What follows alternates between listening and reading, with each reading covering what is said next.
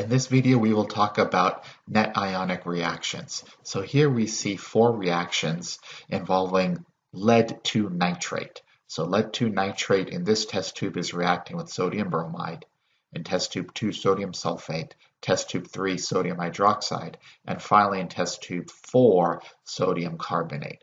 So let's take an example, our first test tube here, sodium bromide. So what we find interesting is that when we mix lead 2 nitrate that is dissolved in water, we mix a solution of that with sodium bromide dissolved in water, mixing both of them together, we get what's formed a precipitate. It's this white substance at the bottom. Something is solid that has sort of crashed out, has come out of solution. We also have at the top here the liquid portion.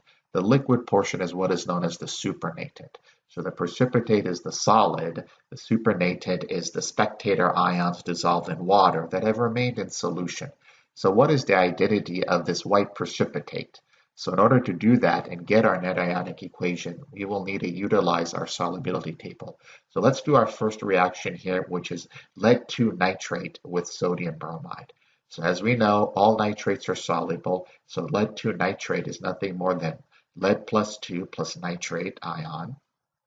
Sodium bromide in water ionic solution dissolves into its component ions of sodium ion and bromide ion. So what essentially happens is that the sodium ion is going to react with the nitrate ion, giving you sodium nitrate, but we know unequivocally that all nitrates are soluble. This lead plus 2 is going to react with the Br minus of the bromide ion. And the goal here is what is the identity of this lead 2 bromide. So this is actually PBr2 is the correct formula. So let me just quickly put a 2 here, PBr2. So now is this solid or is this an aqueous solution? So it's solid. Well, how do we know it's solid? Let's look at our solubility table here. Particularly bromide is our target. Bromides are generally soluble except Pb plus 2, and that is what we have here. So PbBr2 is nothing more than a precipitate. So the identity of this precipitate is lead 2 bromide. So canceling out our spectator ions, nitrate ion will cancel out with the nitrate ion.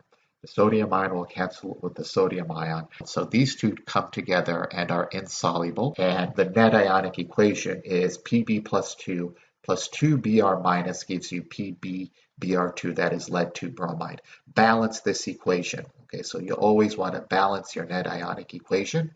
And this is the answer that would be the correct answer. All right, how about another situation? Let's do the reaction of sodium sulfate shown here. We also have another white precipitate when we react lead 2 nitrate with sodium sulfate. In fact, we get precipitates in all 4 of these test tubes. This one is a little bit of a hard to see precipitate, but it is there. Okay, it's kind of not as robust. Anyways, let's look at test tube number 2, the reaction of lead 2 nitrate with sodium sulfate. Sodium sulfate is nothing more than sodium ion and sulfate ion in water. Lead 2 nitrate, all nitrates are soluble, so lead plus 2 and nitrate ion as they dissolute. This sodium ion is going to react with this nitrate ion. Some students will ask, why doesn't the plus of the sodium ion react with the minus 2 of the sulfate ion? Well, if it does, all you do is get back your reactant, so it's essentially redundant.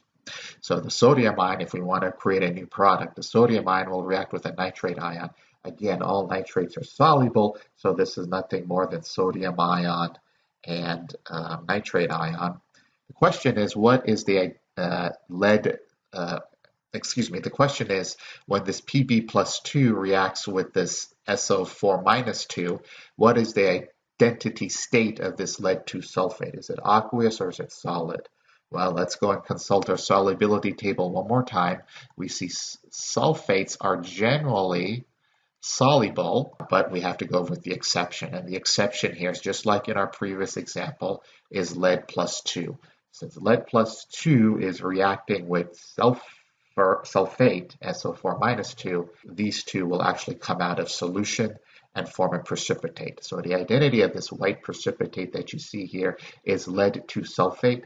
The net ionic equation here is Pb plus 2 aqueous plus SO4 minus 2 aqueous gives you PbSO4 solid, that is lead 2 sulfate. The identity of this compound is lead 2 sulfate. You have to write your net ionic equation. You also have to make sure it's balanced.